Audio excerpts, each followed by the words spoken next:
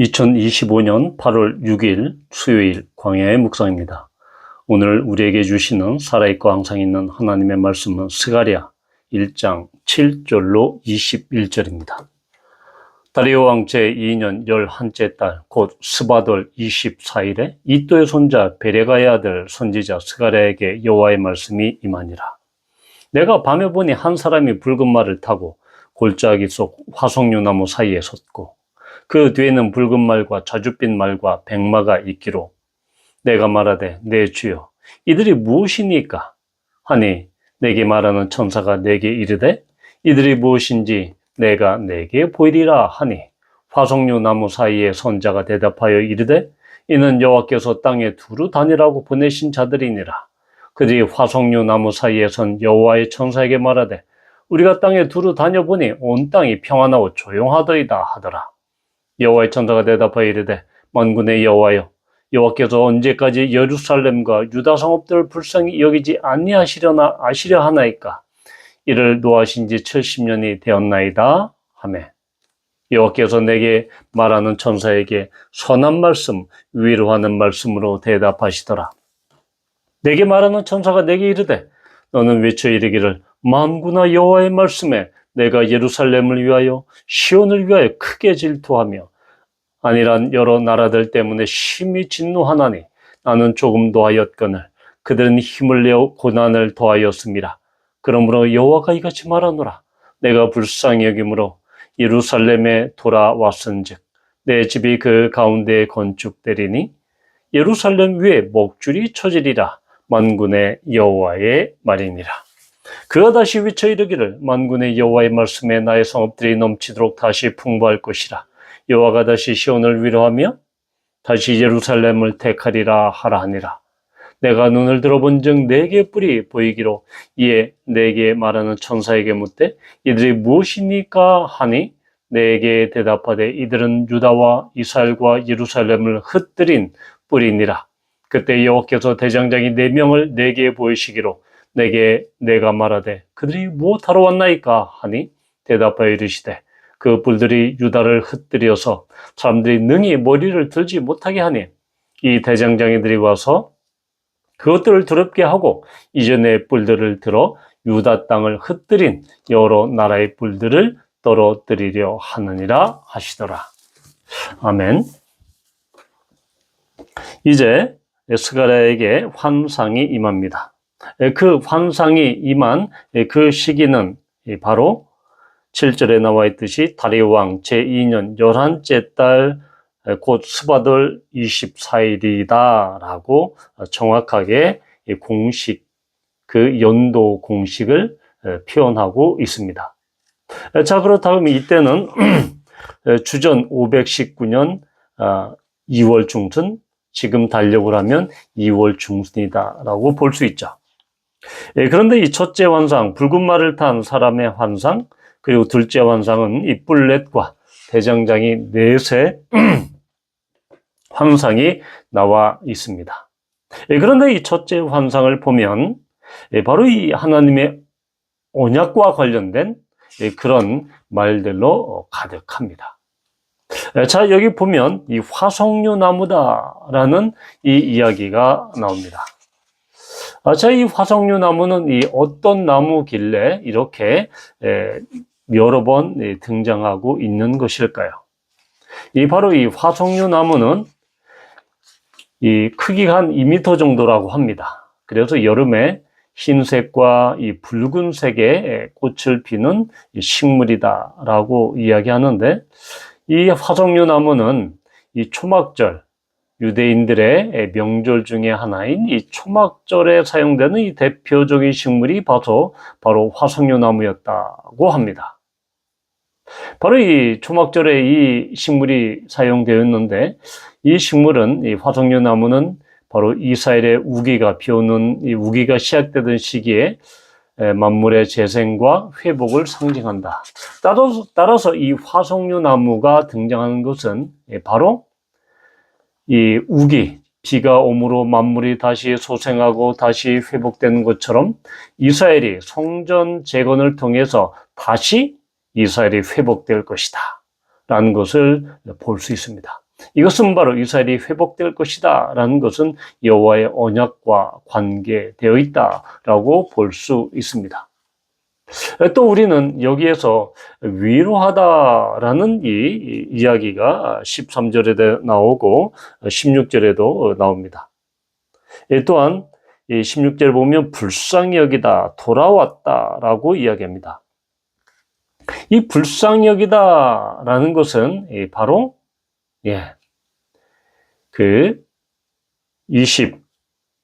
16절에 나와 있는 이 불쌍히 여김을 받다, 불쌍히 여기다라는 것은 바로 언약적인 관계에서 살펴볼 수 있습니다. 이 불쌍히 여기다라는 것은 바로 회개에서 돌아오는 그 이스라엘 백성들에게 베풀어 주시는 이 어머니의 사랑과 같은 이 하나님의 언약적인 사랑이다라는 것을 볼 수 있습니다. 이 또한 이 돌아왔다라는 것은 바로 이미 돌아오셨다. 이미 그 완료형을 표시하고 있습니다. 따라서 이 돌아왔다라고 하는 것은 이 언약적인 이 그런 배경이 있습니다. 우리는 바로 이 미가서 7장 19절 20절에 보면 다시 우리를 불쌍히 여기셔서 우리의 죄악을 발로 밟으시고 우리의 모든 죄를 깊은 바다에 던지시리이다. 주께서 옛적에 우리 조상들에게 맹세하신 대로 야곱에게 성실을 베푸시며 아브라함에게 인애를 더하시리이다.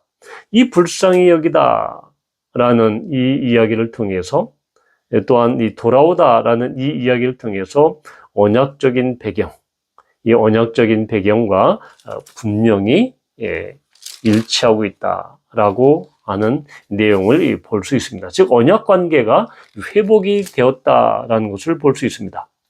우리는 이미 1장에서 바로 돌아오라라고 이 3절에서 말씀하신 것을 볼 수 있습니다. 너희는 내게로 돌아오라. 이스라엘 백성들에게 스가랴 예언자를 통해서 말씀하신 것이죠.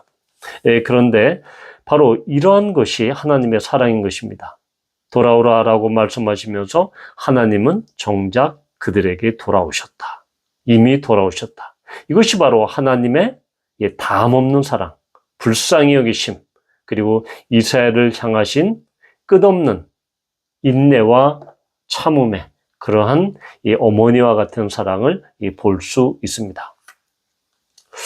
또한 이 17절에 나와 있는 것처럼 시온을 위로하다. 그다음 13절에 선한 말씀, 위로하는 말씀 이것이 나옵니다.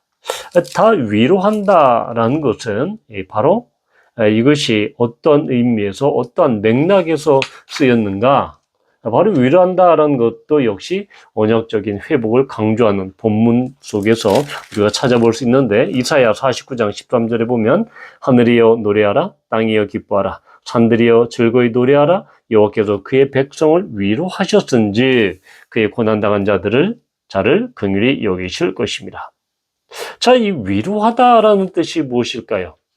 우리는 어떤 사람이 어려운 일을 당하고 시리에 빠지고 또한 마음이 정말 힘들 때 그를 안심시키고 평안을 주는 그런 것을 위로한다. 마음의 평안과 마음의 그러한 평정심을 찾게 하는 것을 우리는 위로한다라는 의미로 많이 쓰고 있죠.